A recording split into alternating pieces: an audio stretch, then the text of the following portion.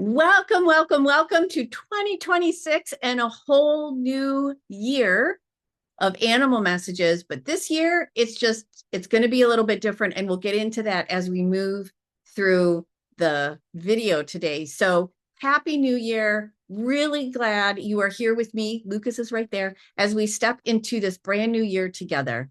And as I listened to the animals, getting ready for this month's message and asked them what they wanted to guide us with this year, their answer came through loud and clear. And in fact, it came in well before December even started.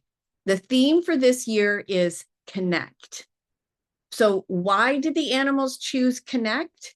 Well, from their perspective, connection isn't something we earn or build. It's something we remember.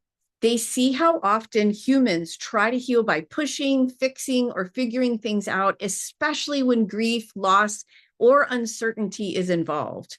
And what they keep showing me is this. Before anything can shift, soften, or integrate, we need to feel connected. Connected to ourselves, connected to our bodies, connected to love, even when it hurts. We need to be connected to one another, including all of the beings here on Mother Earth, and connected to her as well. So the animals chose connect because it brings us back into relationship instead of asking us to go it alone.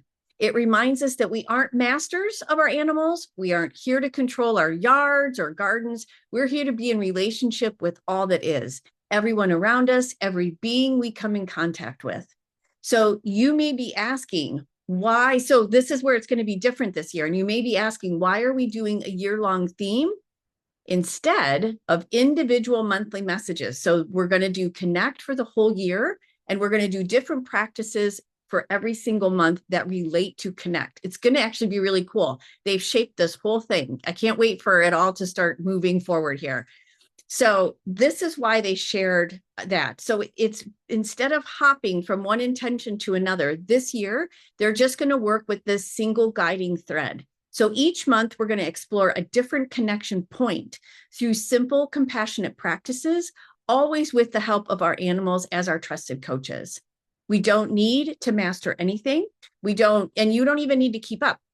In fact, if you can revisit the connection points, if you're in, connection point from February and we're already in May, you can easily go back and practice that again, and then come in and whatever. We will still unveil a new connection point every single month. But however you feel supported in that area of connection, that's what we're going to work with. Okay. So this is about learning how to stay connected as you explore new ways of being in this world, as Lucas goes underneath my feet again. This is about exploring new ways of being in this world, in this lifetime, with your current animals, even with those across the rainbow bridge, which is connection as well, right? So what I'm also loving about this year's theme is how it's supported by both numerology and astrology. Those are two things I kind of dabble in. I know enough to be dangerous, but I like to pull them in when I can. And I also have to mention, we're coming into, starting in February, we're going into the year of the fire horse. So when we get to February, we'll talk about that integration too. But I did want to pull in just a little reminder of astrology and numerology. So numerology first. So as some of you know, 2026 is a 1 year in numerology. It's a year about beginnings, but not the loud pressure field kind. It's about returning to self, clarifying who you are, listening inward before taking outward action. A number 1 year or a 1 year says, what am I ready to begin? And once I'm connected to myself again, where can I go from here? So it makes perfect sense that the animals want us to start here with connection as the foundation. Now, for astrology, January also supports this inward beginning because we have a full moon coming up. And the early part of this month that carries this grounded, reflective energy, inviting us to slow down, take stock, and orient ourselves before moving forward. The first full moon of the year coming up here soon is a super wolf moon. And from an animal medicine card deck perspective, wolf is teacher. So how can that even play into this? But the first full moon of the year is a super wolf moon. It's in Cancer, lots of caring, and it shines a light on emotional truth, care, and beginning. So rather than pushing us to rush into the year, January asks us to feel from where we are and where we're starting from. And that's a beautiful mirror for this whole theme. So let's talk specifically about January in this year of Connect. So for January, our first practice is to connect with self. It's not about becoming a better version of yourself. It's really about learning how to be with yourself, being kind with yourself, being honest with yourself. You might begin by noticing, what is your body asking for? Where is grief? Where's tenderness? Where's even anger? And where does that live right now in my body? What feels supportive and what feels like way too much?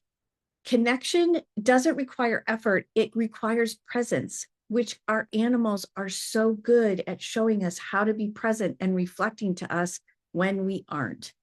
The animals as our guides, remember, you don't have to do this alone with them. I mean, with them as their guides, right? You work with them, so you're not doing it by yourself. Your animals already know how to connect without force. They show us how to listen. They show how to stay. They show how to offer companionship, especially when words fall short. So if you're not sure how to begin, just begin by noticing how your animal connects with you. When do they try to get your attention? What are they doing? When they do so, where are your thoughts? When you're feeling connected, what do they do with you then? So many ways to notice just by observing them and then noticing what's going on with you at the same time. So as we step into this 1 year, this year of beginnings, we're starting where all true change begins, with connection.